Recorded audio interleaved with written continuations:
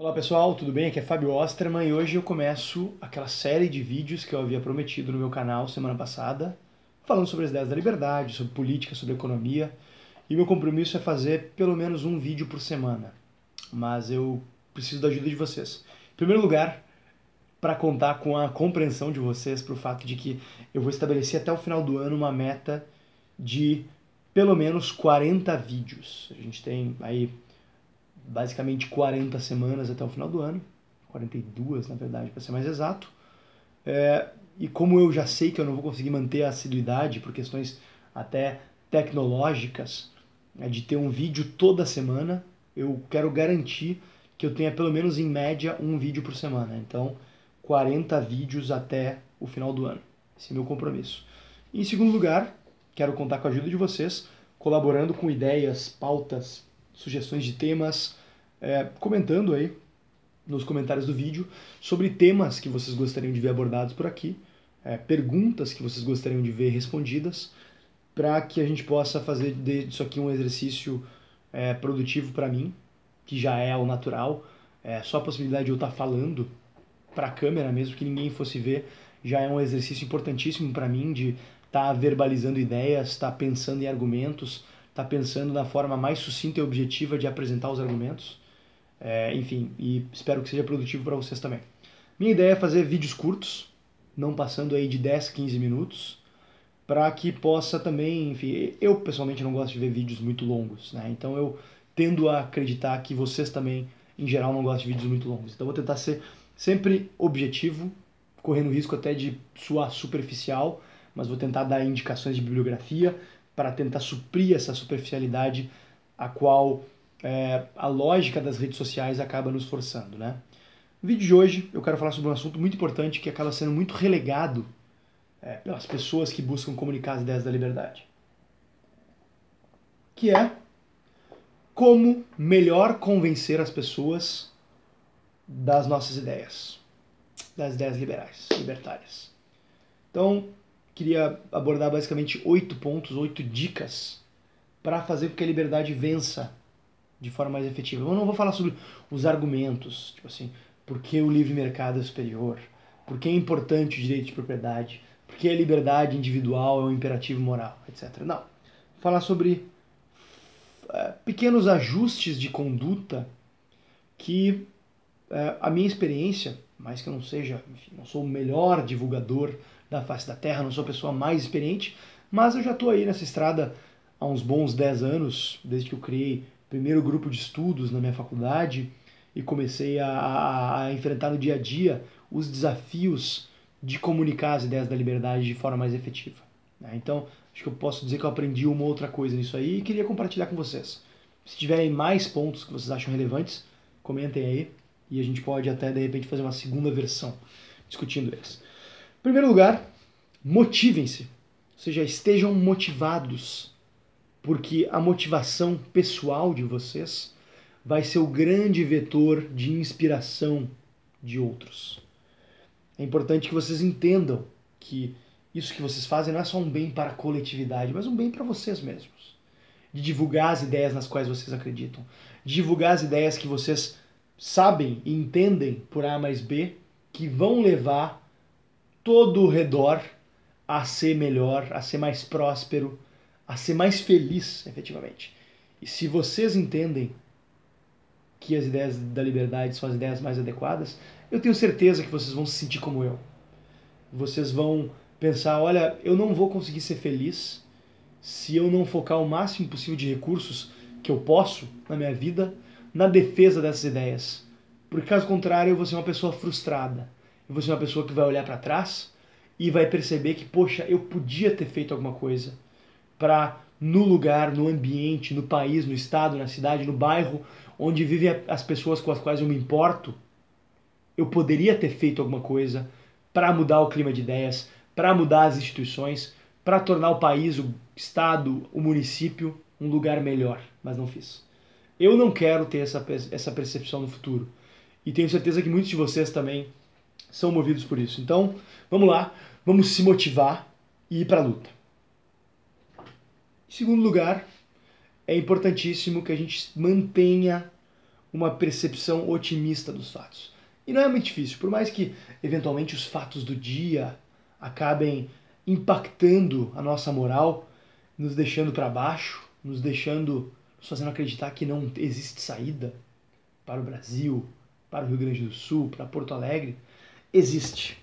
A história está sempre nos mostrando que existe saída, que a humanidade vem se esmerando em fazer muita coisa ruim, é verdade, mas que a vida está cada vez melhor, cada vez mais temos mais liberdade no planeta, cada vez mais temos mais avanços tecnológicos, cada vez temos mais maneiras de limitar o poder do Estado. A gente só precisa fazer bom uso desses caminhos, dessas tecnologias, desses argumentos. Então, vamos lá, vamos ser otimista, porque ser pessimista é essencialmente uma profecia autorrealizável. Não vai dar certo. Eu não vou me envolver porque não vai dar certo. Eu não vou me candidatar porque eu não vou ganhar. Eu não vou criar um grupo de estudos porque ninguém vai querer participar. Errado. Errado. Isso é uma profecia autorrealizável. Tá? Se eu tivesse achado que o PT era invencível, eu não teria criado o Movimento Brasil Livre. Se eu tivesse achado que não existia espaço para as ideias liberais no meio universitário, isso quase 7 anos atrás, eu não teria criado Estudantes pela Liberdade. E muita gente não teria feito o que fez ao longo da história em prol da liberdade. Se Joaquim Nabuco tivesse achado que a luta pela abolição da escravatura no Brasil era uma luta perdida, porque tinha muita gente defendendo essa ideia, a gente teria demorado ainda mais para conquistar esse avanço tremendo na liberdade individual no Brasil. Então, vamos ser otimistas, vamos acreditar no poder das ideias e vamos adiante. Quarto, em termos de convencimento, eu percebi que existem poucas coisas mais persuasivas, mais convincentes do que na conversa com uma outra pessoa, do que fazer perguntas. Fazer perguntas. Seja uma pessoa questionadora. Quando estiver conversando com alguém que traz outras ideias, que defende outras ideologias, é bem possível que essa pessoa não esteja familiarizada com a ideia liberal. Ou seja, é bem possível que ela não defenda e não compartilhe da visão liberal, não por ser uma pessoa mal intencionada ou por ter estudado as ideias e discordar delas. Via de regra, as pessoas não tiveram acesso às ideias liberais e acabam não tendo a oportunidade de conhecê-las e de refletir a respeito da sua viabilidade. Então, faça perguntas. Tenta mostrar para a pessoa que, olha, pode ser de outra maneira. Não necessariamente a gente precisa que o Estado tenha, que o governo federal tenha 500 estatais. Não necessariamente a gente precisa que o governo tenha que forneça educação pública, saúde pública. Talvez a gente possa construir um outro caminho de políticas públicas que dê mais liberdade para o indivíduo, que dê mais certo. Daí vocês trazem experiências de outros países, mostra que pode sim ser diferente em outros lugares. Isso também é algo muito comum no Brasil, né? As pessoas geralmente não têm referências de outros países. Não só porque o Brasil é um país com um debate público muito pobre, muito empobrecido, mas também porque o Brasil é um país onde a imensa maioria das pessoas não tem a oportunidade de viajar para o exterior, não tem a oportunidade de falar outra língua e ter acesso a informações construídas e desenvolvidas em outros países, né? Então, é importante fazer perguntas e, a partir do questionamento, mostrar que existe sim alternativa, existe sim outro caminho. Isso se comunica diretamente com o ponto número 5, que é também absolutamente fundamental na persuasão. Mostre empatia, ou seja, mostre que você se importa com o ponto de vista da outra pessoa, por mais que você discorde. Mostre que você entende que ela, enfim, todo indivíduo é um universo em si. As pessoas trazem consigo toda uma bagagem de experiências, de preconceitos, de conhecimentos que, obviamente, elas não gostam de ver desprezado. As pessoas gostam de ter reconhecido o seu valor e o valor dos seus argumentos, que geralmente é justamente fruto de um processo cognitivo também, que parte das experiências, parte daquilo que a pessoa leu, parte daquilo que ela ouviu ao longo da vida dela, né? Então, vamos tentar ser um pouco mais empático, né? E respeitar a visão do outro. Isso não significa concordar com tudo que o outro diz, mas reconhecer a dignidade naquele que traz uma visão diferente, e claro, aproveitar isso para citar exemplos e buscar abordagens que se comuniquem com a realidade da pessoa, que se comuniquem com as prerrogativas delas, né? Existe uma certa divisão que eu acho que é muito contraproducente hoje no movimento liberal entre left lib e right lib, ou seja, liberais de esquerda e liberais de direita. Eu não gosto dessas divisões de facções, mas eu acho muito relevante a gente ter formas diferentes de se abordar as ideias liberais. Ou seja, para algumas pessoas, o argumento das liberdades econômicas vai funcionar melhor. Para algumas pessoas, o argumento moral vai funcionar melhor. Para outras, o argumento do armamento, né, a crítica ao Estatuto do Desarmamento, funciona melhor como uma porta de entrada para drogas mais pesadas. Não, para as ideias liberais, para convencer as pessoas de que, olha, se tu defende a liberdade do indivíduo de proteger sua família, de proteger sua propriedade, de proteger a si mesmo contra ataques de terceiros, provavelmente tu é liberal e não sabe. Provavelmente tu entende que, tu ainda não entende, aliás, que a forma mais coerente de se defender o armamento civil é defendendo o liberalismo como filosofia política. O mesmo vale para liberdade de consumir substâncias que um adulto bem entender, liberdade de dois adultos interagirem da forma que preferirem, liberdades econômicas, etc. O liberalismo é a única filosofia política realmente coerente com o exercício pleno e responsável da liberdade individual, né? E a forma de a gente convencer mais pessoas disso é se utilizando da empatia, essa arte tão esquecida nos dias atuais, mas que de fato nunca sai de moda. E isso já dá o nexo para o nosso sexto ponto, que é também algo muito esquecido nos debates públicos, especialmente em tempos de rede social, em tempos de repúdio ao politicamente correto, que eu acho que deve ser repudiado, sim, deve ser questionado o politicamente correto, mas não pode de maneira alguma ser uma licença para se ser escroto, para ser desagradável. A gente tem que tomar muito cuidado com isso. Tem muita gente por aí se refugiando no repúdio ao politicamente correto, na busca pelo politicamente incorreto, para abrigar a sua tosquice, seus preconceitos arcaicos e ultrapassados. Então, acho que é importante sempre se fazer um esforço para tentar ser uma pessoa legal, ser uma pessoa com uma personalidade atraente, uma pessoa que tem outros interesses também além de política. Gosta de música, gosta de cinema, enfim, explorem outras potencialidades da sua vida, até porque a vida, na boa, eu trabalho com isso hoje e para mim é mais claro do que nunca que a vida tem muito mais do que política. Não briguem por causa de política, não acabem relacionamentos por causa de política, não briguem com seus pais, com amigos por causa de política. Busquem convergência e busquem convencer. Mas sendo chato, vocês vão convencer muito menos gente. Sendo desagradável, sendo uma pessoa que parece assim uma vitrola quebrada, que só toca a mesma faixa, imposto é roubo, PNA, vocês vão convencer muito menos gente. Então, busquem conectar os argumentos com a realidade de forma divertida, de forma atraente, usando o humor, que eu acho que essa tendem a ser maneiras muito mais efetivas de convencer. Então, sejam pessoas legais. Leiam aquele livrinho do Dale Carnegie, Como Fazer Amigos e Influenciar Pessoas. É um livro bacana. Por mais que eu tenho muito preconceito em relação a esses livros de autoajuda, mas na verdade um bom livro de autoajuda ele serve muito mais como um autoaperfeiçoamento do que propriamente um proselitismo desses. E o Dale Carnegie é um livro que, enfim, impacta gerações pós gerações. Eu tive muito preconceito em relação a ele antes de ler, mas é um livro que eu recomendo bastante. Especialmente para vocês que são chatos, são desagradáveis, mas que ainda tem um pouco de autocrítica. Então, leiam esse livro e leiam outros livros.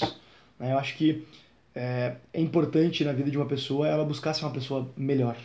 Não só pelo relacionamento com outras pessoas, pelo sucesso da sua vida profissional, mas também para que vocês mesmos possam encontrar paz interior e possam melhor concretizar suas finalidades na vida.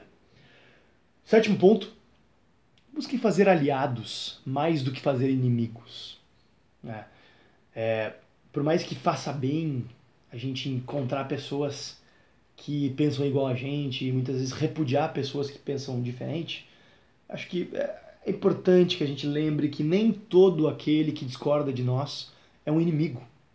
Nem todo aquele que discorda de nós quer nos mandar pro paredão. Nem todo aquele que discorda de nós quer nos matar. Muitas vezes a pessoa defende, inclusive, ideias que nós, que estudamos as ideias liberais, sabemos ser totalitárias, como o caso do socialismo, como o caso do nazismo, do fascismo, do militarismo, mas a pessoa, por ter uma dissonância cognitiva, a partir de premissas equivocadas, não ter compreendido ainda de forma adequada as consequências dessas ideias tão nefastas, essa pessoa acaba defendendo elas. Eu falo por experiência própria. Eu mesmo, na minha juventude, já acreditei, num devaneio juvenil, obviamente, que o socialismo fosse a resposta para os problemas da humanidade. Eu realmente já acreditei que Stalin, Lenin, Khrushchev, Gorbachev tinham deturpado o socialismo. Que na verdade era uma ideia magnânima, era uma ideia de compaixão para com a sociedade, era uma demonstração de amor para a humanidade. Óbvio que eu tinha lido uma meia dúzia de panfletos socialistas, tinha sido influenciado por uma meia dúzia de professores de história e, felizmente, acho que cedo o suficiente na minha vida, eu percebi que eu estava errado. Mas eu percebi porque eu tive a oportunidade de ter amigos que vieram até mim e falaram, cara, tu tá errado por isso, por aquilo. E vou te dar a sugestão de leitura, lê. Sei que tu é um cara interessado, um cara curioso, um cara honesto intelectualmente, tu vai querer ler. E eu sigo tendo essa vibe até hoje, de manter uma honestidade, uma curiosidade intelectual. Eu sigo lendo autores de esquerda, inclusive, li muito no mestrado, li muito na graduação, e acho que alguns chegam a ser, inclusive, intelectualmente estimulantes, e acho que é válido, sim, ter contato com autores de esquerda, nem que seja para a gente conhecer como pensam as pessoas do outro lado. É importante a gente não se isolar por completo dentro de uma redoma, o que é algo muito fácil de se fazer em redes sociais, porque é basicamente a gente bloquear ou não adicionar ou excluir pessoas que pensam diferente, ou simplesmente não curtir os posts daqueles que pensam diferente, porque daí os algoritmos do Facebook já nos isolam dessas pessoas. Eu tenho muitos amigos de esquerda que eu nem vejo os posts dele. Talvez eles tenham me bloqueado já. Mas enfim. Oitavo e último ponto, mas muito importante. A gente precisa aprender a não exigir a aceitação total e imediata dos nossos argumentos. Nem todo mundo caiu do céu, saiu da barriga das nossas mães, já lendo A Ação Humana, lendo A Revolta de Atlas, lendo 6 Lições, lendo O Caminho da Servidão, lendo Livre para Escolher. Nem todo mundo. Aliás, quase ninguém. A imensa maioria das pessoas passou a compreender as ideias gradualmente, aos poucos. Felizmente, algumas pessoas muito inteligentes, queimaram etapas e pegaram atalhos e passaram a entender as ideias liberais muito cedo, o que é ótimo. As pessoas acho que têm uma vantagem muito grande em termos de tempos de estudos, em termos de aprofundamento da compreensão das ideias. Mas o caso da maioria das pessoas é de uma transição mais lenta, de graus variados de estatismo, até uma percepção mais ampla do que é o liberalismo. Então, vamos ser também um pouco mais pacientes e não exigir de cara que as pessoas saiam dizendo que imposto é roubo, que o Estado é ilegítimo, que o Estado é coerção e não deveria existir automaticamente. Vamos permitir que as pessoas que a gente está tentando convencer entendam o seu próprio tempo e busquem e tenham um espaço para entender as ideias. Mas claro, vamos seguir tentando convencer, vamos seguir tentando agregar mais e mais pessoas a esse movimento de ideias que só cresce. Me arrisco a dizer que é o movimento de ideias que mais cresce no Brasil. Como eu disse, eu estou aí já há mais de 10 anos e tenho visto muita coisa. No início, como diz o Hélio Beltrão, nós éramos apenas uma Kombi. Hoje acho que a gente já precisaria fretar toda uma frota aí para levar todos. Mas enfim, então Acho que era isso. 8 lições. Motive-se, seja otimista, aprenda e siga aprendendo. Entenda que o aprendizado, a busca por conhecimento é um processo contínuo que não vai acabar nunca. 4. Faça perguntas sempre, seja questionador. 5. Mostre empatia, mostre que você se importa com a percepção, com as experiências do outro lado. 6. Tente ser uma pessoa legal, tente ser uma pessoa com uma personalidade atraente, com uma personalidade que busca se comunicar com outras áreas das capacidades humanas. 7. Faça mais aliados e menos inimigos. E 8, finalmente, não exija a aceitação total e ilimitada dos seus argumentos e imediata de tudo aquilo que você fala. As pessoas se convencem, via de regra, de forma gradual e têm o seu próprio processo de convencimento. Especialmente as pessoas inteligentes, porque pessoas inteligentes geralmente trazem consigo uma certa vaidade intelectual que as impede de abrir mão por completo e imediato das suas premissas que tanto valorizam ou valorizavam. Então é isso, pessoal. Até o próximo vídeo. Se curtiu, dá um curtir. Se não curtiu, bom, enfim, dá um descurtir. Comentem aí com críticas, sugestões de pautas, como eu disse. E inscrevam-se no canal. E até a próxima. Na próxima vídeo, provavelmente eu vou ter um vídeo com melhor definição. Eu estou temporariamente sem a minha câmera HD, então eu estou filmando no celular de forma mais improvisada. Mas é isso aí. Um grande abraço a todos. Espero que tenham curtido. E sigamos juntos. Abraço. Até mais.